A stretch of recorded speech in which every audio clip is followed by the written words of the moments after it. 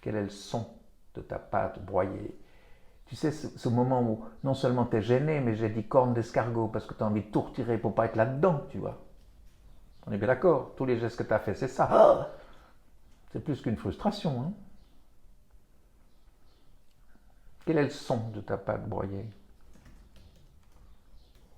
Si tu veux vinailler, tu peux demander la température, tu peux faire encore plein de trucs. Aucune importance.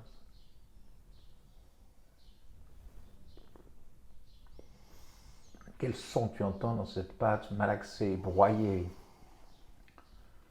Je parle de la pâte, hein, je ne parle pas du bruit de la machine. Ça aussi tu peux dire. Faut pas que le mental d'en face te renvoie dans des trucs impossibles. Non, non, la vérité elle est dans la pâte. C'est au cœur de la pâte que tu vas entendre un son. T'arrêtes de parler, man, tu le laisses écouter. Oui, je te laisse écouter.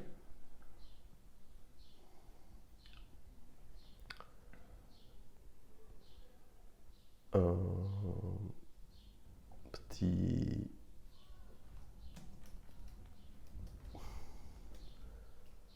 Un petit souffle, un petit cri, un petit chose. Qu'est-ce que ça te fait de l'entendre, ce petit souffle, ce petit cri? C'est une grande première, profite.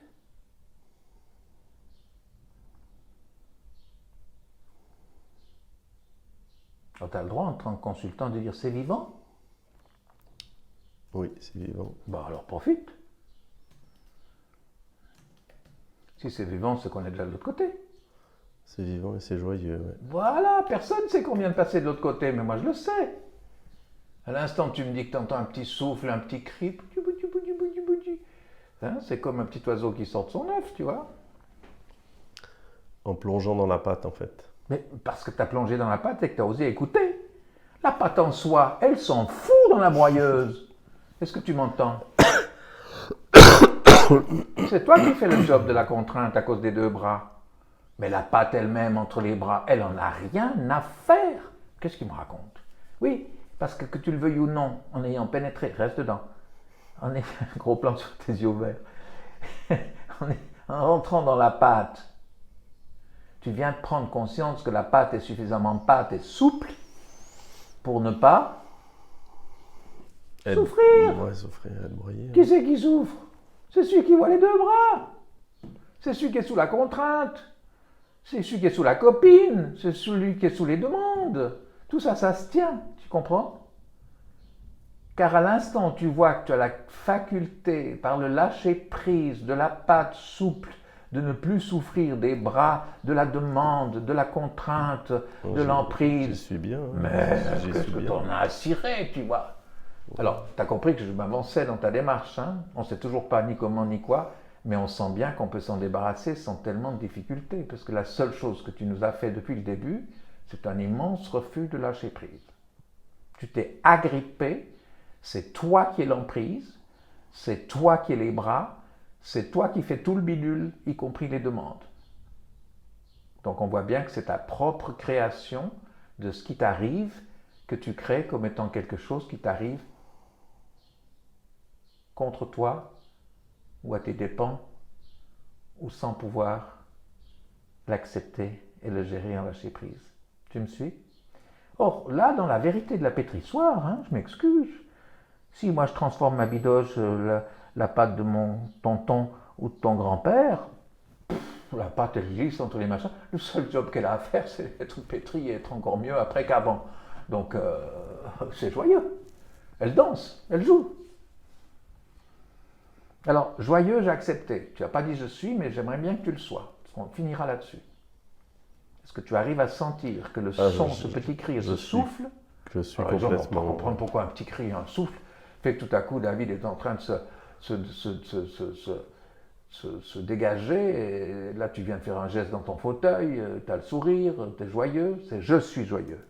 Je suis la pâte, en fait. Donc, voilà, je suis la pâte. Je suis tiède, je suis mou, je suis joyeux et heureux de cet état, en fait. Ouais. Heureux de cette matière, de cet état. Heureux de mon état. Mais alors, finis la phrase. Heureux de mon état.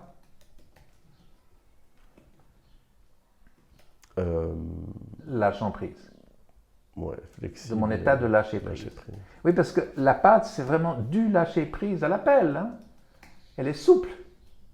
Elle s'adapte. T'as pas fini. Et c'est là où tu dois aller jusqu'au bout de la mémoire pour ton consulter. Parce que s'il est dans cet état, tu peux déjà lui demander, puisqu'il l'ignorait il y a 5 minutes, où est ta joie dans ton corps?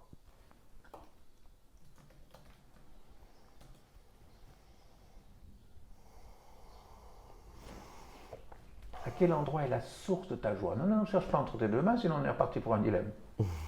Non, elle est... Non, dis oui. Et va la chercher dans ton corps. Où est la source de ta joie d'être devenu bonne pâte? J'aime bien la joie bonne pâte. Où est-ce que tu l'as cachée? Voilà. Tu tousses encore, mais tu me le dis. Dans ma poitrine. Ouais. D'accord? Alors là, tu vois, tu peux même faire un petit supplément d'information. On peut aller écouter le son de ta joie. Et tu vas prendre conscience que la joie, c'est ton désir qui vient de gagner contre la demande, contre l'emprise. Parce que la joie, c'est obligatoirement du désir. C'est obligatoirement de la poussée. Si c'est de la poussée, on va voir comment tu respires. Mais ils vont me dire, mais qu'est-ce qu'ils sont en train de faire des essais de respiration Si. Lorsque tu arrives dans ton état d'âme qui vient de passer au positif de la joie, moi je le traduis quand je suis sur mon petit vélo au bord du lac avec mes 52 jardiniers, je dis waouh, c'est de la joie, ça te remplit complètement.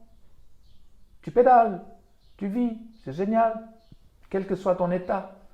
Et tu peux avoir un lâcher-prise, même par rapport à des demandes ou des difficultés que tu es en train de vivre.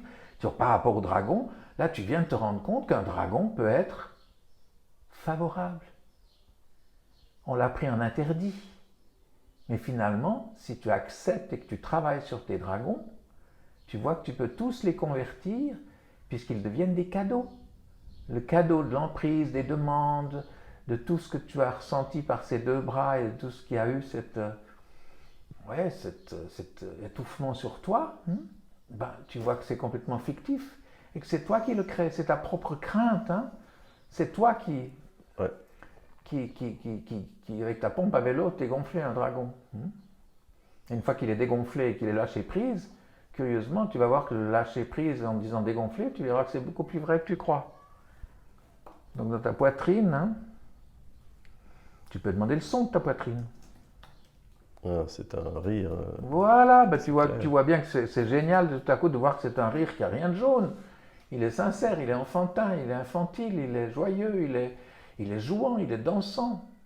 Je te disais que la pâte, elle dansait, elle ne fait rien d'autre dans sa pétritoire.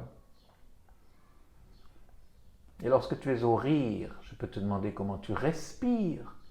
Ta respiration, elle est près du ventre ou près du cou? Elle est haute ou elle est basse? Elle est basse. Mais oui. Tu prends plus d'air à chaque respiration ou tu lâches plus d'air à chaque respiration? Oh non, on ne fait pas cette mine. J'en lâche. Voilà. Mais tu vois que tu as eu encore un dernier petit toutou et puis une dernière petite grimace avant de dire « je lâche ». C'est-à-dire avant de dire « j'expire plus ». Parce que j'expire plus, c'est un lâcher-prise.